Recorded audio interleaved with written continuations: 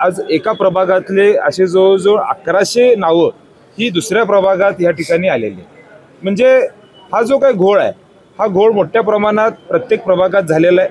काही नावांसमोर त्यांनी question mark अशा पद्धतीचं केलेलं आहे. म्हणजे नक्की हा घोळ कसला आहे, म्हणजे ही जी क्लॅरिटी देखील अजून महानगरपालिकेच्या माध्यमातून असेल, निवडणूक आयोगाच्या माध्यमातून असेल, आम्हाला मिळालेलं नाही. असे प्रश्नचिन्ह अनेक आहेत, याचं उत्तर आम्हाला मिळणं गरजेचं आहे. आज महानगरपालिकेच्या निवडणुकीच्या माध्यमातून आम्ही सगळे इथं आलेलो आहे. प्रारूप यादी ही खऱ्या अर्थानं 7 तारखेला जाहीर होणार होती आणि ती यादी आज 20 तारखेला जाहीर झाली आणि मग 13 दिवस हे खऱ्या अर्थानं ही यादी लेट झालेली आहे. आणि मग आता 7 दिवसामध्ये म्हणजे आता राहिलेले 4 दिवस यामध्ये या प्रारूप यादीचं वाचन करावं अशी महानगरपालिकेने निवडणूक आयोगांच्याकडनं हा खऱ्या अर्थानं आदेश आलेला आहे.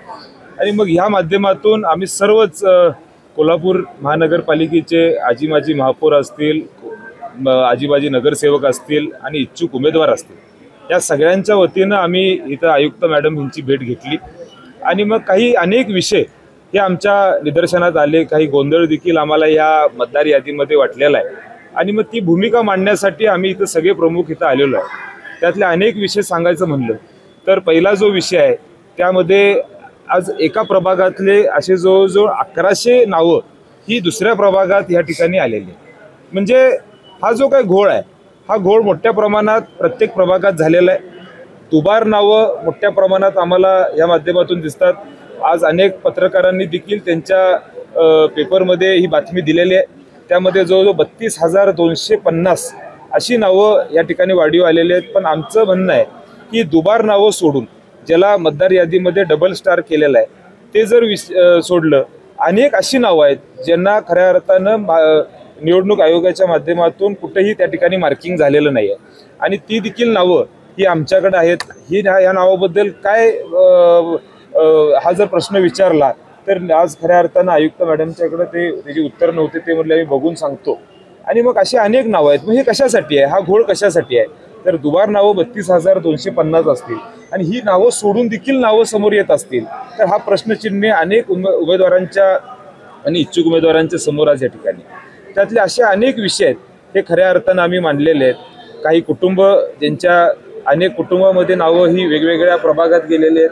त्यानंतर अनेक नावं असे जी खऱ्या अर्थानं वेगळ्या वेगळ्या ठिकाणी या ठिकाणी लागलेले आहेत आणि असे अनेक विषय आहेत हे आमच्या समोर आले. आणि मग हे सगळे विषय आज आपण विचार केला तर महानगरपालिकेमध्ये हे आज जे ऑनलाईन त्यांनी अपलोड केलेली मतदार यादी आहे ती मतदार यादी ह्याच्यासमोर कुठलाही फोटो त्या ठिकाणी लावण्यात आलेला नाही.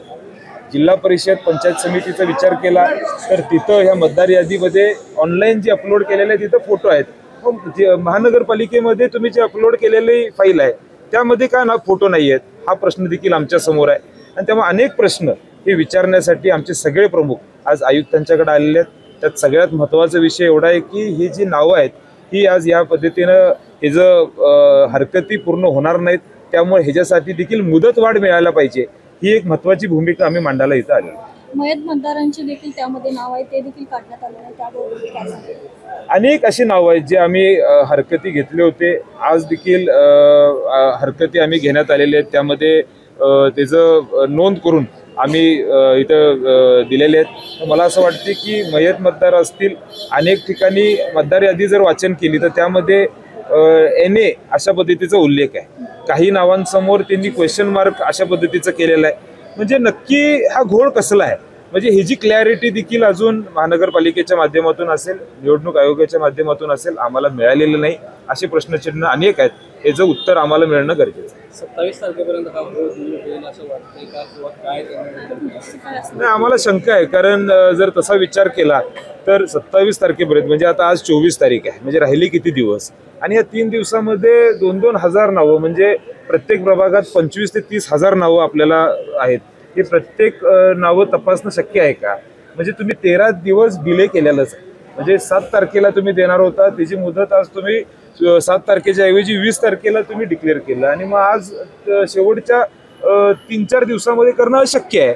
हे आमचीच भूमिका नाही, मी कुठलाही पॉलिटिकल एजेंडा मांडत नाही. माझं म्हणण्याचा उद्देश एवढाच आहे की सगळ्या उमेदवारांच्या माध्यमातून ही भूमिका समोर येणार आहे. त्यामुळे आमची विनंती आहे की याला मुदतवाढ मिळली पाहिजे.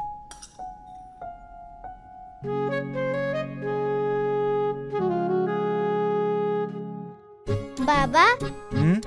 आज येताना बासुंदी घेऊन या ना. अगं कालच आपण आईचा वाढदिवस होता म्हणून आणली होती ना. ऐकलं हं. गोकुळची बासुंदी पुन्हा खावीशी वाटतेय. खरं सांगू मलाही खावीशी वाटतीये. पुन्हा पुन्हा खावीशी वाटणारी गोकुळ बासुंदी.